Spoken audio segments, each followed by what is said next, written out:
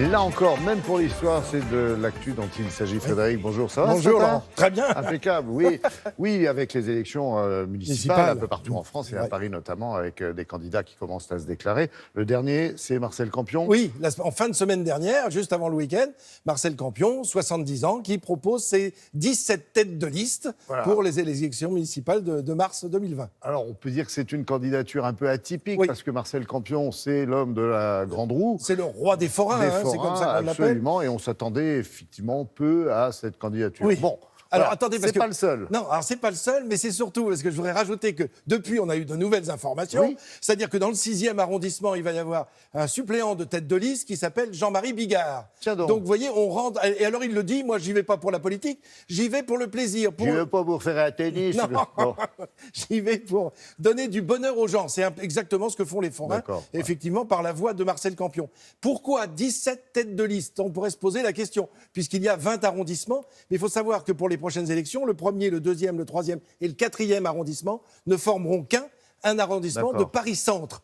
Donc un plus les 16 autres, ça nous fait donc bien 17 têtes de liste. Dans le programme de Marcel Campion... Ce sont des têtes de gondole, oui, plutôt, maintenant. Ah oui, alors pour lui, pas de politique. C'est-à-dire qu'il y a des commerçants, il y a des artisans, il y a des artistes, il y a des écrivains.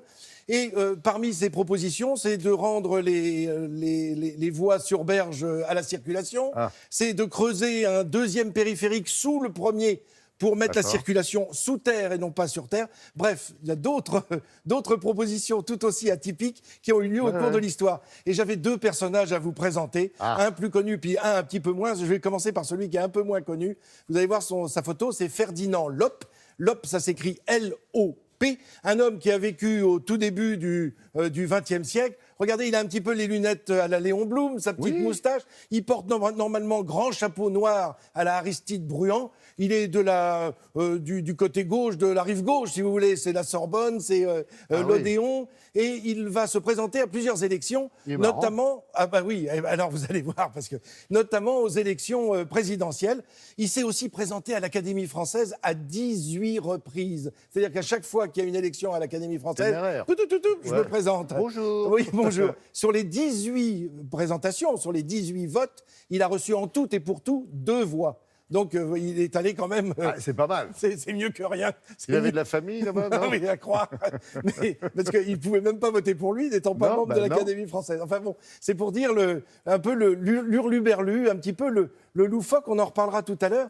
Mais alors, il se présente, mais il dit je ne veux pas donner le contenu de mes propositions, de mon programme. Ah bon, mais pourquoi? J'ai un petit peu peur de me le faire piquer. Vous verrez bien quand je serai élu. Alors, il va être encore plus précis. Je vous propose de l'écouter. Non.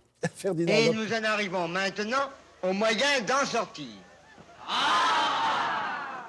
Ces moyens, je ne vous les dirai pas.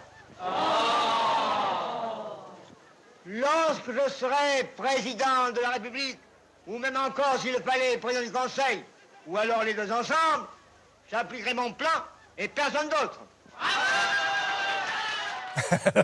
Alors, il le dit, tout pour le front lopulaire. Il s'appelle Ferdinand Loppe.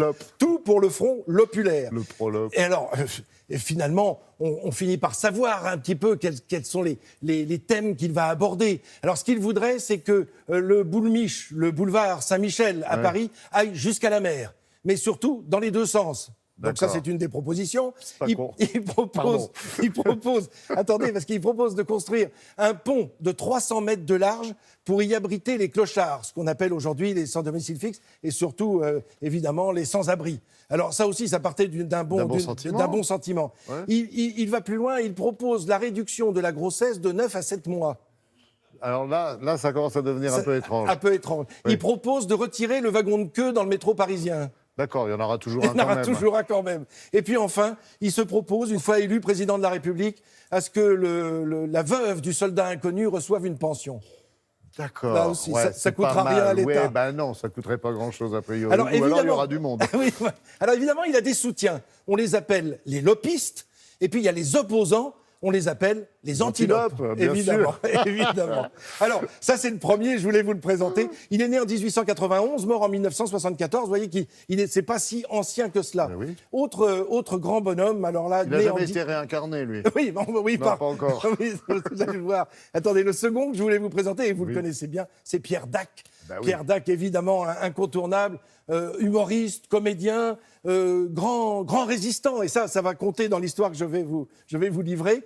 Et surtout, il était chansonnier à l'origine. Il s'appelle Isaac. En fait, son nom de famille est Isaac. Et il a pris un pseudo. Il a pris Pierre Dac parce que quand il était chansonnier, il ne parlait que d'actualité. Donc, il a pris Pierre Dac comme pseudonyme. Il a commencé par publier ce fameux journal L'Os à Moelle avec des petites annonces qui étaient rédigées par un débutant qui s'appelait Francis Blanche. Parmi ces annonces, il y avait des annonces de vente de produits, des ventes d'objets. Alors, par exemple, de la teinture noire pour l'intérieur des tunnels, des trous pour planter les arbres. Il vendait des trous pour planter les arbres. Et surtout, des porte-monnaies étanches pour l'argent liquide. Alors ça, j'ai trouvé ça excellent. Alors, il va créer un parti qui s'appelle le MOU. Écoutez-le, il le lance. Oui, MOU, ça veut dire mouvement ondulatoire unifié. Oui. Évidemment, ça peut donner une impression de mollesse, ce qui n'est pas le cas du tout. Et son slogan, c'est « Les temps sont durs, votez MOU ». Et il se présente aux élections présidentielles de 1965. Et c'est le général de Gaulle qui va faire intervenir un conseiller pour qu'il retire sa candidature. Et comme il respectait l'homme, évidemment, de Londres et l'homme de la France libre, il a arrêté. On vous écouterait pendant des heures. Et là, il faut qu'on s'absente quelques minutes, mon cher Frédéric, mais vous reviendrez nous voir.